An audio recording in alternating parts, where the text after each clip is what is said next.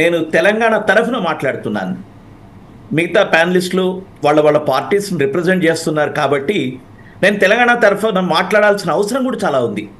ఎందుకు అంటే వాళ్ళు పాపం వాళ్ళ పార్టీస్ని రిప్రజెంట్ చేస్తూ వాళ్ళు వాయిస్ వినిపించాల్సిన అవసరం వాళ్ళకు ఉంది. మనకైతే ఒక అకాడమిక్గా, ఒక జర్నలిస్ట్గా, నేను ఒక జర్నలిస్ట్గా కూడా ఉన్నాను. తెలంగాణ ఉద్యమ కాలంలో పూర్తికాలం జర్నలిస్ట్ నేను, తర్వాత అకాడమిక్గా మారాను. ఈ మొత్తం తెలంగాణ ఉద్యమాన్ని సమీక్షించుకోవడానికి ఇది సందర్భం. అయితే చాలా అంశాలు మనకు చర్చలో తీసుకొని వస్తున్నారు.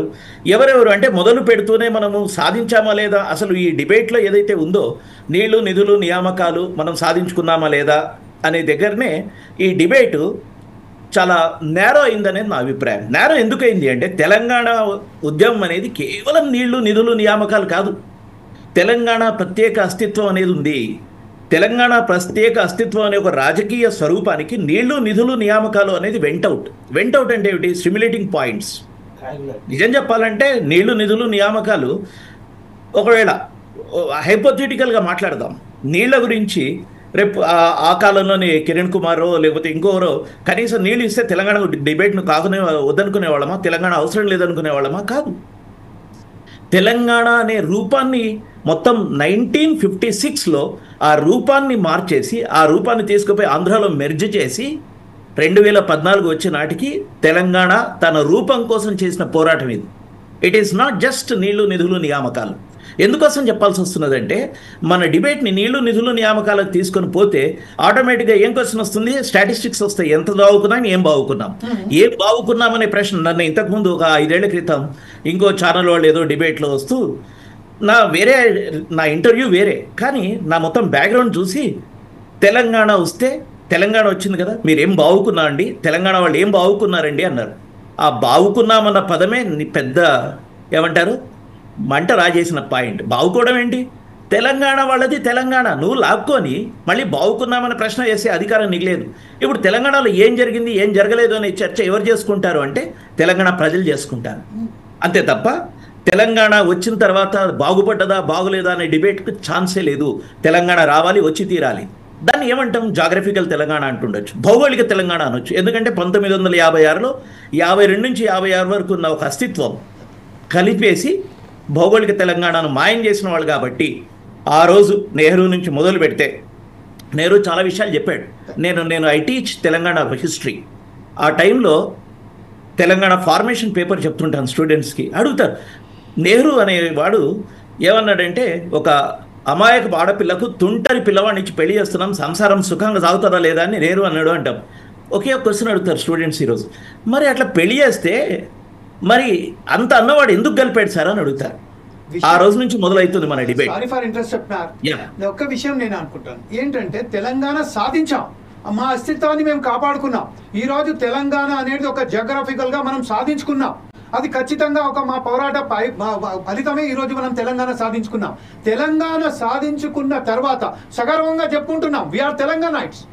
ఎక్కడ పోయినా కూడా మనదొక రాష్ట్రం ఉన్నదని తెలంగాణైట్స్ అని చెప్పుకుంటున్నాం. కానీ ఆ తెలంగాణలో ఏదైతే సాధించుకున్నామో ఉద్యోగాలు ఈ రోజు రాకుండా అనేక మంది విద్యార్థులు ఈరోజు వాళ్ళు ఆత్మహత్యలు చేసుకుంటున్నారు. నీళ్లు రాకపోతే ఈ రోజు ఎప్పుడైతే చూసామో లాస్ట్ మూమెంట్ లో అక్కడికి పోయినంత యుద్ధ వాతావరణం నాగార్జున సాగర్ మీద గట్టు మీద ఏర్పడ్డది. కాళేశ్వరం ప్రాజెక్ట్ సంబంధించిన ఒక విషయం మనం చూస్తే అలా ఎడారిగా మారిపోతున్నది ఇప్పుడు తెలంగాణ మొత్తం.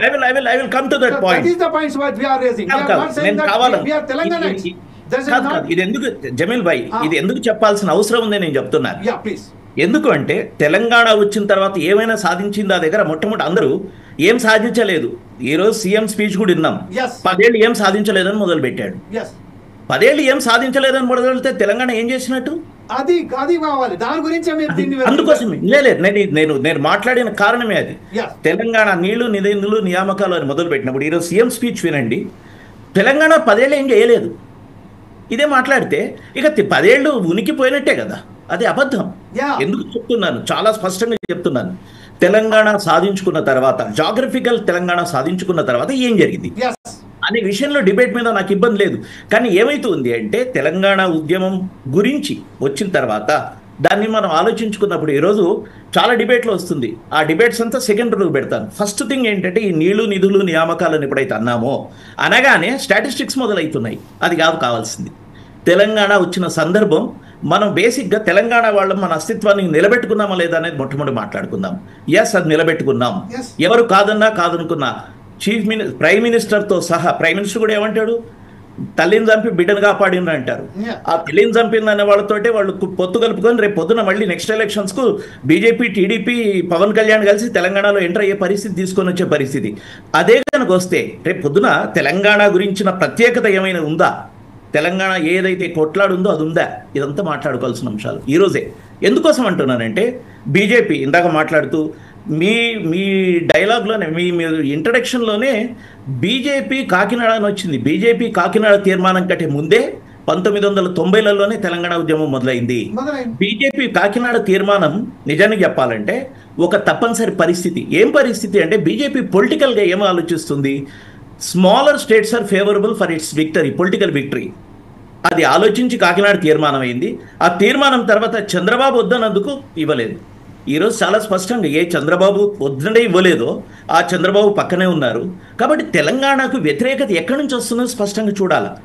బీజేపీ విషయంలో స్పష్టంగా నేను మాట్లాడేది ఏమిటంటే కాంగ్రెస్, బీజేపీ కూడా జాయింట్ యాక్షన్ కమిటీ జేఏసీలో పార్ట్ కాదని మేము అనట్లేదు. నేను ఒక జర్నలిస్ట్గా ఉన్నాను. ఈరోజు తెలంగాణ ఉద్యమానికి సంబంధించి ఎవరు సాధించారో మొదలు పెట్టాలి. అప్పుడు ఏం సాధించామో తెలుసుకుంటాం. తెలంగాణ సాధించింది నంబర్ 1 తెలంగాణ ప్రజలు.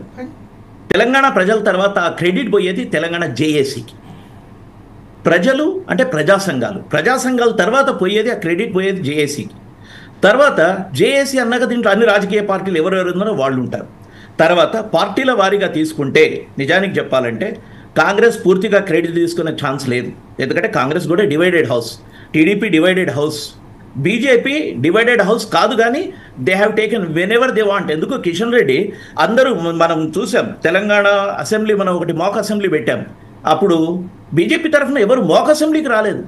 తెలంగాణ జర్నలిస్ట్ ఫోరం పెట్టినప్పుడు ఇన్ని విషయాలు మన కళ్ళ ముందు ఉన్నాయి. నేను ఎందుకు చెప్తున్నాను, ఇది నేను తెలంగాణ తరఫున మాట్లాడుతున్నాను, ఒక పార్టీ తరఫున కాదు. కాబట్టి తెలంగాణ వచ్చిన తర్వాత ఏం చేయాలి అనేది అనిపించినప్పుడు ఫస్ట్ థింగ్ తెలంగాణ ఎందుకు వచ్చిందో మాట్లాడుకునే క్రమంలో ఒక విషయం మాత్రం నేను చెప్పాలనుకున్నాను. తెలంగాణ శాంతియుతంగా వచ్చిందని ఎవరు అనకూడదు.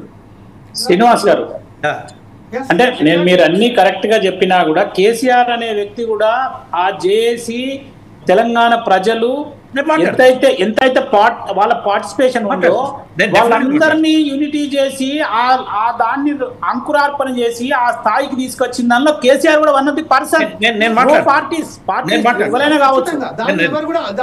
100% రాములు గారు నేను నెక్స్ట్ పాయింట్ చెప్పబోయేది అది. మీరు కొంచెం సేపు పేషెంట్గా వింటే ఈరోజు తెలంగాణకు టీఆర్ఎస్ చేసింది ఏమిటో చేయింది ఏమిటో కూడా నేను మాట్లాడతాను. చేసింది ఏమిటో మాట్లాడుతున్నాను, మీరు ఇది పెట్టుకునే అవసరం లేదు. ఎందుకంటే మనం అందరం ఒప్పుకోవాల్సినటువంటి వర్డ్ అది. ఒక విషయం శాంతియుతం, నేను ఈ విషయంలో ఎందుకు నేను అన్ని పార్టీలతో విభేదిస్తాను తెలుసా? అన్ని పార్టీలతో విభేదిస్తాను. ఏ విషయంలో అంటే తెలంగాణ శాంతియుతంగా వచ్చింది అనేది నేను ఒప్పుకోను. ఎందుకు శాంతి అంటే నేను ఆయుధం వాడటమే కాదు, నా వాళ్ళు చనిపోకపోవడం. రక్తం కనిపించని శవాలు ఉన్నాయి మన దగ్గర. 1500 మంది బలిదానం అయ్యారు. దానికి కారణం ఎవరు దీనికి కారణం? అది శాంతియుతంగానే వచ్చినట్ట. 369 మొదలయ్యారు, 1500 మంది ఎంతమయ్యారు. ఈ శాంతియుతంగా వచ్చిందంటారా?